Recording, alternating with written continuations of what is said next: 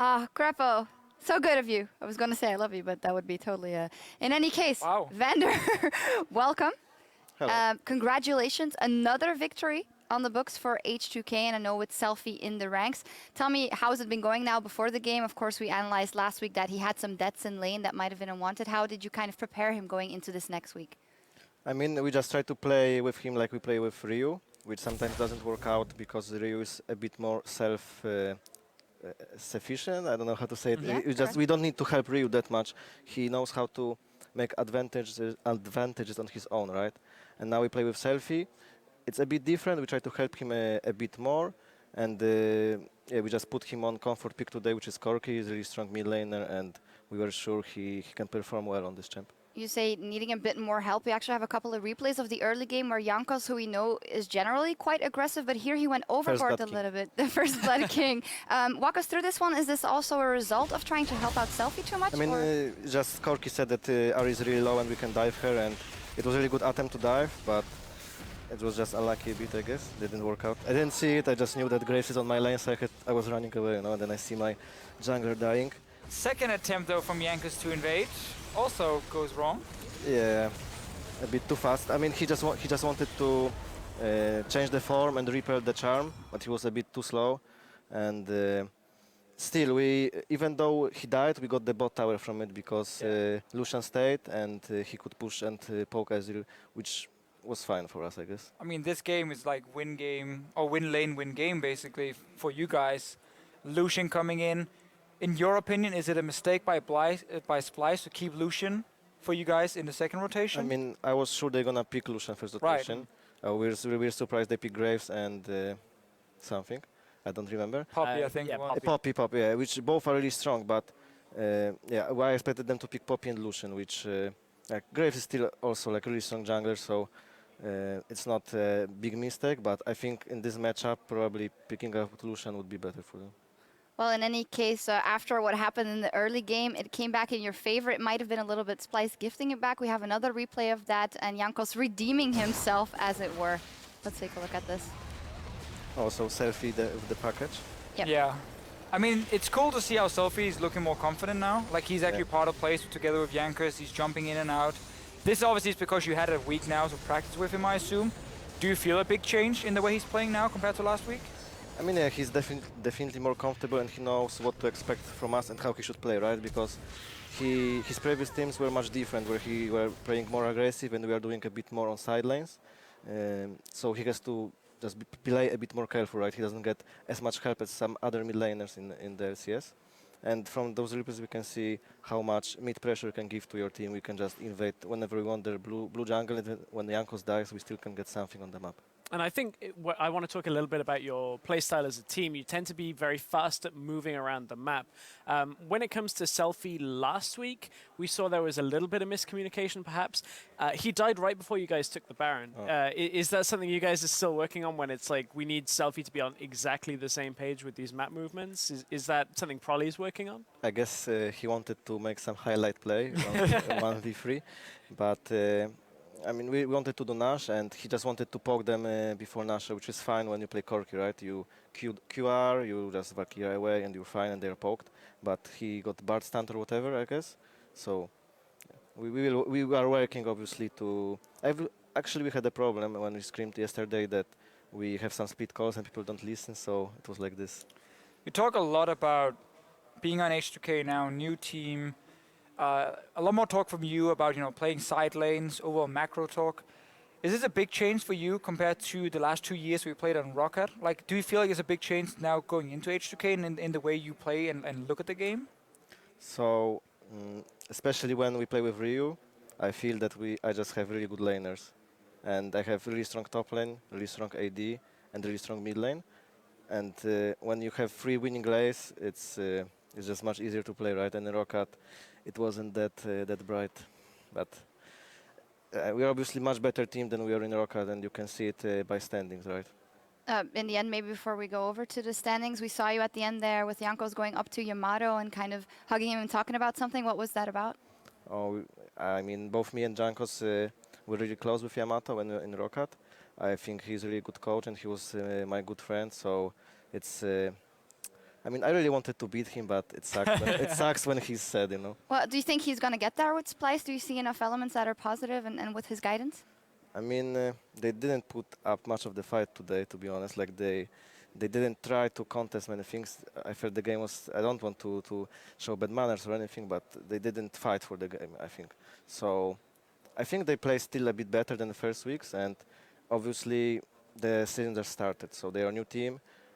The players are not that experienced, and not as experienced in some teams like us or Origin or Fnatic, for example. So they just need to learn, and they just need some more time. Yeah. They need some more time, a work in progress. But let's take a look at the standings, because some teams are already absolutely on fire. H2K, of course, is still at the top of the tables, and G2 Esports still 6-1, then followed by Vitality and UWorld 5-2, and then Roccat and Giant sadly at the bottom of the tables. Let's touch on G2 Esports. Another big test for them today, another big win for them today. Vander, in general, what do you think of them, and how much potential is still yet to come for that team, because they're already really strong? I think Origin a bit mispicked against them, at least in my opinion. I thought Origin gonna win today. I think generally about the standings, I think Vitality is a bit too high and Origin is a bit too low. That's how I see those teams.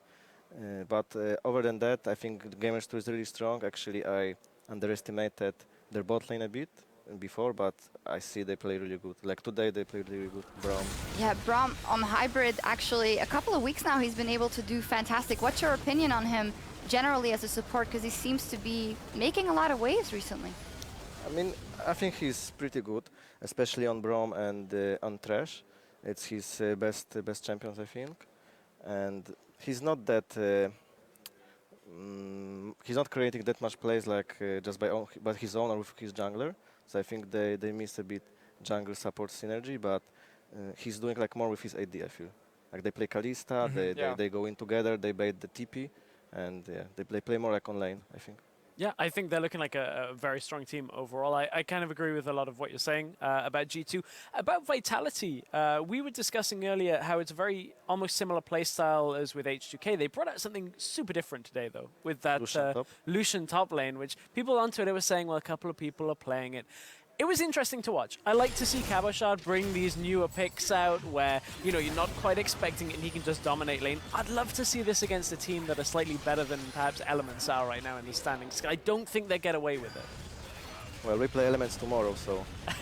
Lucian top confirmed. I mean, obviously, Gamnak is weak early game and Lucian can bully him, but it's obviously some mistakes from Steve and just snowballed too much, I guess. But this is a big part of the current meta, right? Because I can see this from the pick and ban phase you guys have in almost every single game. It's almost always focused around having strong lane matchups or strong mid-game matchups so you can play on 3 lanes at once. You guys did it in this game here, you know, the Janna Lucian lane against an Ezreal can always just bully that one, and then you start moving around and taking down tier 1 towers. Do you feel like that is a correct way to look at the meta right now? It's so focused on having these strong individual champions who can have good matchups? I mean, in theory, you cannot have always three winning lanes, right? Let's say they were able to counter-pick our support, but they picked Bard, so it wasn't that efficient for them. So they could have maybe not winning matchup, but they could have better lane bot. I think if they picked Thresh or something, it would work much better than Bard. So it just comes down to picks and bans. Obviously, if you can have 3 wing lanes, it's good, but then it means that enemy team just picked wrong. Yeah, and we see that a few times. We have, but a right pick seemed to have been Lucian in a top lane, and we did ask the people at home as well what they thought 6.2 would bring to the meta, and at Jara157 tweeted, is there any champion that cannot be played top? Right now, it seems to be that there's a wealth of things to do there. There's one that we haven't seen yet, Alistair. Which That Pulse is Pulse a little unhappy about. I saw it on some streams with the blue ghost item. It's a solo queue build. And now it's been nerfed even more and more, despite it was never good. You know, we just nerfed the item and Thunderlord, so like Alistar top is dead. Well, talking about support meta, we also thought that we wouldn't see Tom Kench in a support role that much anymore, and it was picked in the very first game. What do you make of him after the nerfs? I mean, I think those nerfs touch him more on top lane than support, because on top lane you want those stacks longer, because the top laners, the tanks are fighting for a longer period of time than you fight on bot lane, right? And then the percentage damage also hits top lane more than support.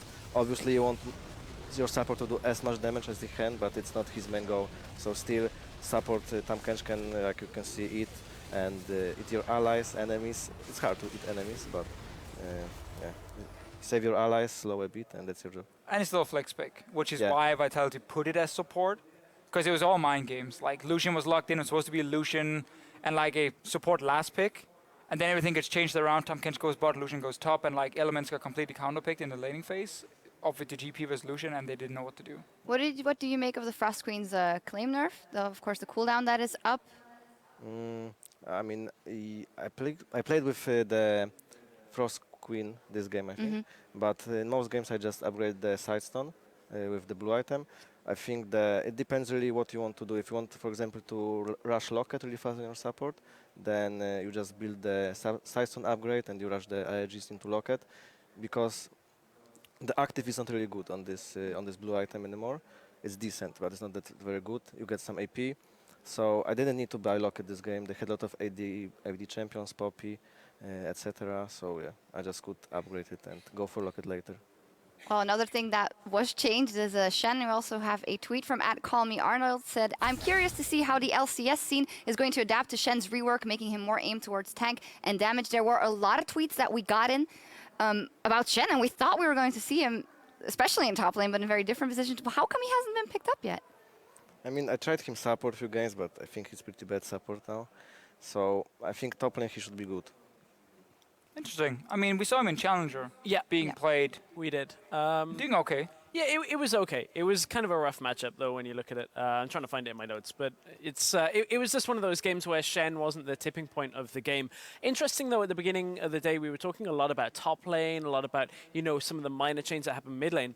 We noticed a change in picks and bans meta more than anything now, at how you'll see 1 or 2 AD carry bans, and then blue team seem to just pick up Braum, because Braum seems to do very well into like Misfortune, into Caitlyn. The AD Ezreal. carries that, the Ezreal, the AD carries that aren't Lucian, Corki, and Kalista. Do you think Braum maybe is in a situation where we may see him banned away from games? I mean, we don't really value Braum as much as you can see, because I didn't play him yet. I think it's decent champion, but it's not something you have to worry about unless someone plays it all the time. So maybe you want to take it away from Hybrid. If Braum is super good player, he'll just block every spell, like Victor, Laser, Ezreal ultimate. So it's really dangerous against those skillshot champions. But he's not. He also works good against Corki, by the way. But it's just good pick. It's not OP, I think. But in the hands of Hybrid, it did seem to be OP. It's been pretty good there, yeah. Yes, it has been. Well, now a reality check for the Fantasy LCS. If you didn't have Trick this week, you're going to have a rough matchup. He picked up 7 kills and 7 assists without dying once for a total of 26.5 points, leading the league today again. I mean, in G2, you can highlight so many players. They just seem to be all working together very well. You can. I have to give somebody to my left some just desserts, because last week on the LCS, Martin Deficio Lunga made fun of me for apparently going to lose to him in Fantasy LCS. Did I? have the man at the end on my fantasy team, and I crushed Good you choice, sir. by 80 points last week.